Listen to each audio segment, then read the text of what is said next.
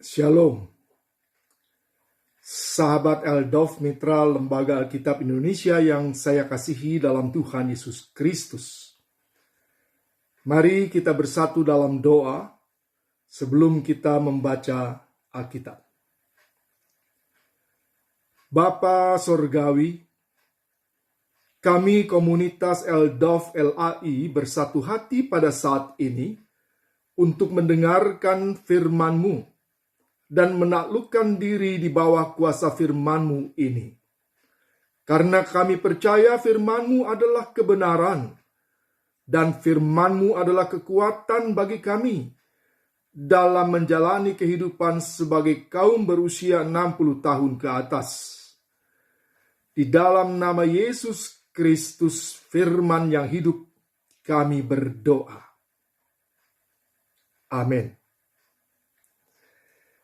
Sahabat Eldov,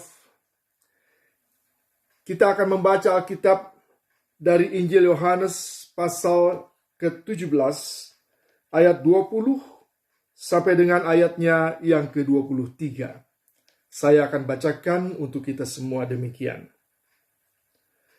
Dan bukan untuk mereka ini saja aku berdoa, tetapi juga untuk orang-orang yang percaya kepadaku oleh pemberitaan mereka, supaya mereka semua menjadi satu, sama seperti Engkau ya Bapa di dalam aku, dan aku di dalam Engkau, agar mereka juga di dalam kita, supaya dunia percaya bahwa Engkaulah yang telah mengutus aku. Dan aku telah memberikan kepada mereka kemuliaan yang Engkau berikan kepadaku, supaya mereka menjadi satu, sama seperti kita adalah satu. Aku di dalam mereka dan Engkau di dalam aku, supaya mereka sempurna menjadi satu, agar dunia tahu bahwa Engkau yang telah mengutus aku, dan bahwa Engkau mengasihi mereka, sama seperti Engkau mengasihi aku. Demikian pembacaan Alkitab. Sahabat Eldov, Injil Yohanes pasal 17 bersaksi tentang doa Yesus untuk murid-muridnya. Dari pembacaan Alkitab tadi kita mendengar bagaimana doa ini tidak hanya untuk ke-12 murid-murid Yesus saat itu, tetapi juga untuk orang-orang yang percaya karena pemberitaan murid-muridnya. Dan itu berarti Yesus berdoa juga bagi gereja mula-mula pada zaman para rasul, bagi gereja sesudah zaman itu dalam perjalanan sejarah gereja, bagi gereja Tuhan pada masa kini, bahkan bagi gereja Tuhan sepanjang masa. Sahabat Eldov, karena doa Yesus ini juga bagi kita saat ini, maka sangatlah penting bagi kita untuk mengetahui apa sebenarnya inti doa Yesus yang disaksikan Injil Yohanes pasal 17 ini. Dari pembacaan tadi kita mendengar dalam doanya tersebut, secara berturut-turut pada ayat 21, 22, dan 23, Yesus meminta Bapanya untuk menjadikan para murid-murid Yesus menjadi satu. Dan kalau kita perhatikan, sebelumnya Yesus juga sudah menyampaikan permohonan supaya murid-muridnya menjadi satu pada ayat 11 yang tidak kita baca tadi. Supaya Bapa memelihara murid-muridnya, dan supaya pemeliharaan Bapa menjadikan mereka satu. Dalam Yohanes 14, hal pemeliharaan oleh Bapa tersebut dinyatakan oleh Yesus dalam bentuk janji, pernyataan bahwa Ia akan mengutus Roh Kudus, Roh kebenaran yang akan datang sebagai penolong, sekaligus sebagai roh penghibur bagi murid-murid dalam melaksanakan pengajaran Yesus untuk mengasihi sesama. Suatu pengajaran yang tidak mudah untuk dilakukan. Tanpa kuasa Roh Kudus, mustahil bisa dilakukan. Sahabat Eldof, firman Tuhan hari ini menggerakkan hati kita, menggerakkan komunitas Eldof, juga untuk bersatu dalam melaksanakan panggilan kita sebagai murid-murid Yesus. Marilah kita menghayati bahwa kehadiran komunitas Eldof tidak bisa dipisahkan dari kehadiran Lembaga Alkitab Indonesia.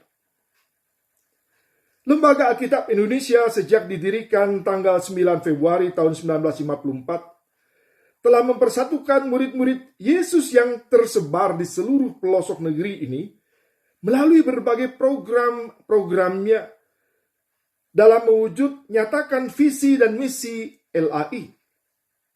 Khususnya dalam melaksanakan mandat yang telah diberikan oleh Gereja Tuhan di Indonesia. Dan salah satu program yang telah lama kita kenal adalah program SDK, Satu Dalam Kasih. Program ini mengajak semua elemen umat Kristiani dari berbagai generasi, denominasi, profesi, usia, gender, bahkan status sosial, untuk bersama-sama bersatu dalam menyebarkan Alkitab, berbagai bahasa, berbagai bentuk, kepada seluruh umat Kristiani, khususnya yang berada tinggal di pelosok-pelosok pedalaman dan pulau-pulau terpencil di negeri ini. Seperti kita ketahui beberapa tahun terakhir ini, LAI telah menyebarkan Alkitab 155.000 ke banyak wilayah di negeri ini setiap tahunnya. Dan sejarah mencatat, saudara sekalian, masa pandemi yang telah berlangsung lebih dari setahun ini ternyata tidak mampu menghentikan semangat Lembaga Alkitab Indonesia dan semangat para mitra LAI dalam melanjutkan pelayanan kasihnya. Seperti kita ketahui, di luar rencana tahun 2021, ketika terjadi badai besar Seroja yang melanda NTT dan NTB, LAI dan para mitranya telah memberikan dukungan kepada umat yang kehilangan rumah, harta benda miliknya, dan di NTT khususnya Alkitab yang rusak bahkan hanyut diterjang banjir bandang akibat badai Seroja tersebut. Tahun 2021 ini dalam menyambut hari ulang tahun ke-67 LAI, kita bersyukur telah dibentuk komunitas mitra LAI usia 60 tahun ke atas, yang pada saat ini kita kenal sebagai komunitas Eldof. Apa itu Eldof? Eldof adalah elderly, old, dan very old. Elderly usia 60 tahun sampai dengan 70 tahun. Old usia 70 sampai 80 tahun. Very old 80 tahun ke atas. Saudara-saudaraku, saya yakin pembentukan komunitas Eldof ini juga merupakan perwujudan doa Yesus kepada Bapanya di sorga untuk mempersatukan murid-muridnya. Tak dapat diingkari komunitas usia 60 tahun ke atas merupakan satu komunitas yang paling aktif di gereja masing-masing dibandingkan dengan yang lain. Terutama biasanya komunitas kaum pria itu terlalu sibuk.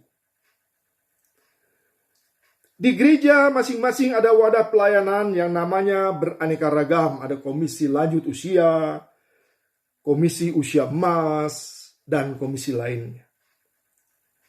Namun komunitas-komunitas ini terbatas pada masing-masing gereja, khususnya gereja lokal saja. Kita dapat melihat pada aras klasis, mupel, apalagi sinode, terlebih lagi oikumene, komunitas usia ini masih dapat dihitung dengan jari.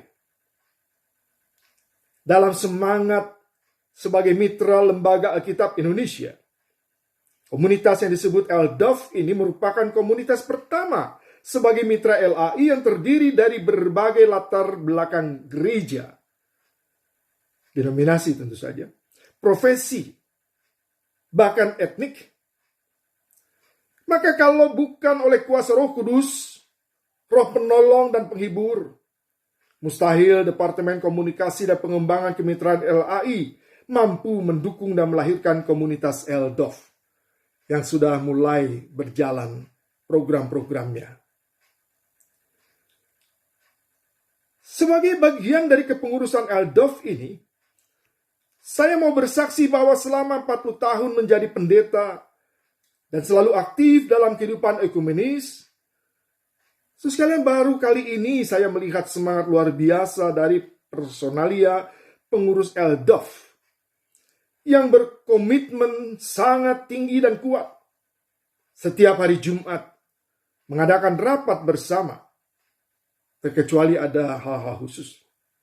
Demikian juga semangat staf LAI. Barangkali satu-satunya komunitas yang rutin setiap hari Jumat mengadakan pertemuan dan membutuhkan pendampingan dari staf LAI. Yang dengan penuh kesetiaan dan kesabaran selalu mendampingi. Sahabat LDOF, program utama dari LDOF adalah membangun spiritualitas komunitas ini melalui program doa dan renungan pagi, seperti yang pada saat ini kita laksanakan. Dengan doa dan firman, kita yakin program DWD LAI dapat didukung dengan baik. Apa itu DWD? Saya kira kita semua sudah sering mendengarkannya. DWD itu adalah doakan, wartakan, dan donasikan. DWD adalah salah satu implementasi LAI dalam mewujudkan visi dan misinya yang pasti sangat mendalam, mendasar, dan membutuhkan implementasi yang lainnya. Sahabat LDOF, mari kita bersatu dalam semangat LDOF. Saya bersyukur masih dalam proses finishing, diberi kesempatan oleh teman-teman, utamanya oleh Tuhan, untuk membuat syair dan lagu Mars LDOF. Pada saatnya nanti kita akan dapat nyanyikan bersama dan kita nikmati bersama. Mari kita lanjutkan karya-karya terbaik yang Tuhan Yesus percayakan. Karena kalau kita bersatu, kalau LDOF bersatu, maka dunia akan percaya Yesus adalah utusan Allah. Bahkan Yesus adalah Allah sendiri yang telah datang ke dalam dunia ini untuk memberikan keselamatan bagi setiap orang yang percaya kepadanya. Amin. Mari kita berdoa.